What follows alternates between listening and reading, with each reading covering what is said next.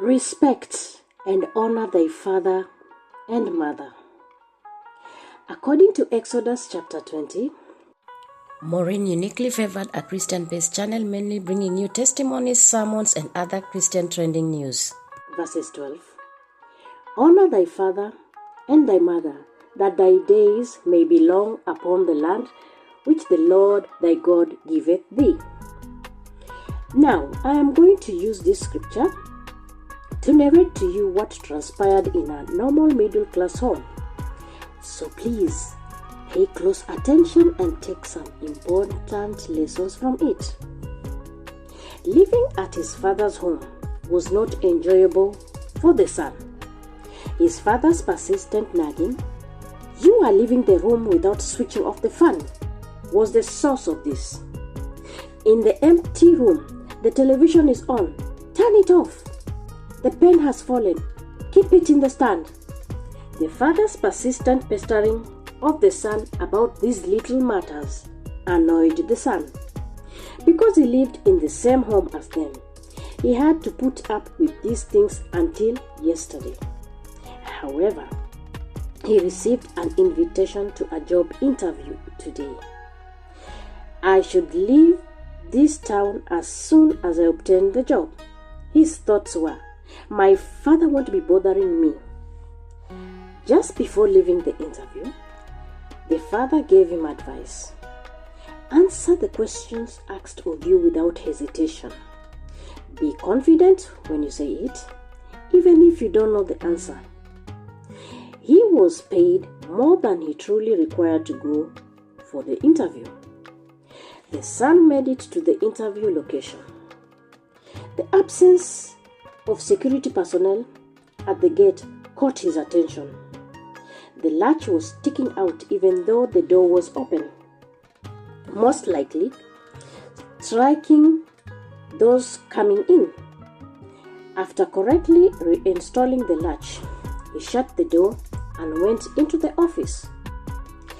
He could see lovely flower bushes on either side of the walkway. The gardener was unable to be seen and had kept the water flowing in the hosepipe. Water was spilling across the walkway. So he proceeded after raising the hosepipe and setting it close to one of the plants. The main reception area was empty. Nonetheless, a notification stating that the interview would take place on the first floor was present. He ascended the steps gently. At 10 a.m., the light had been turned on the previous evening was still on. "Why are you leaving the room without switching off the lights?" His father had reprimanded him, and he claimed to still hear that voice. That notion infuriated him, but he found the switch and turned the light off. Numerous candidates were seated in a spacious hall above, awaiting their turn. He pondered whether he had any chance of landing the job after seeing how many individuals applied. He stepped on the welcome mat by the door as he cautiously made his way into the hall. He saw that the mat was inverted. A little irritated, he straightened the mat correctly. "Habits are hard to break," he thought to himself.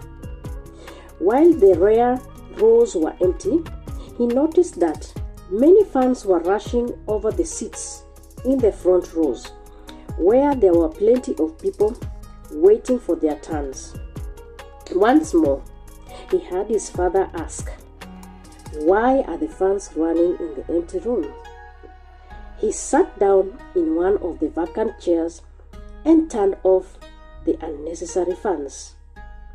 He observed numerous men entering the interview room and then leaving right away through a different door. Therefore, it was impossible for anyone to guess what the interviewer was asking.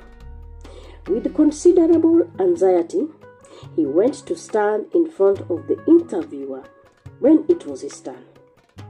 Without even glancing at his certificates, the officer inquired, "When can you start work?" Is this a trick question in the interview? Or is this a sign that I have been offered a job? He wondered to himself. He was so perplexed. The supervisor questioned, "What are you thinking?" No questions were posed to anyone here. Asking a few questions won't allow us to evaluate anyone's abilities. Our task was to evaluate the individual's attitude. We conducted exams based on the candidate's behavior and used the CCTV to watch everyone coming in. None of the visitors today took any action to fix the entrance lock, the hose pipe, the welcome mat, the lights, or the ineffectively working fans. It was only you who did that. That's why we chose you for the position, the boss stated. His father's demonstrations and discipline used to always annoy him, but he now understood that his employment was solely due to his discipline. All of his annoyance and rage towards his father suddenly disappeared. He joyfully headed for home after deciding to bring his father along to work. Our Father only tells us things that will benefit us and provide us with a wonderful future. Remember that if a rock can't withstand the agony of being chipped away by a chisel, it won't become a beautiful sculpture. We must embrace warnings that help us cut out our negative behaviors and habits if you want to grow into beautiful sculptures and human beings. When our Father corrects us, He does that. For feeding, cuddling, and sleeping, the mother raises the child on her waist.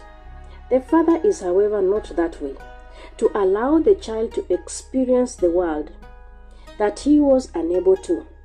He raises her up on his shoulders. We can now understand the mother's suffering by hearing her speak, but we can only understand the father's suffering when we hear about it from others. When we were 5 years old, our father is our instructor. When we are around 20, he's a hideous villain, and while he's alive, he's our guide. In her later years, mothers can visit their sons or daughters, but fathers are unable to do so.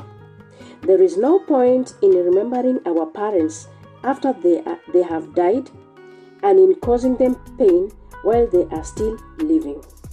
Always remember that. Give them good treatment. Here is an illustration of mentorship. I hereby once again welcome you to my other segment of my channel entitled Christian Trendy Motivational Messages, whereby I'll be sharing videos for encouragement and motivational purposes. Thank you and be blessed as you watch. Kindly like, subscribe, comment down below and click on the notification bell. Thank you so much and see you on my next video.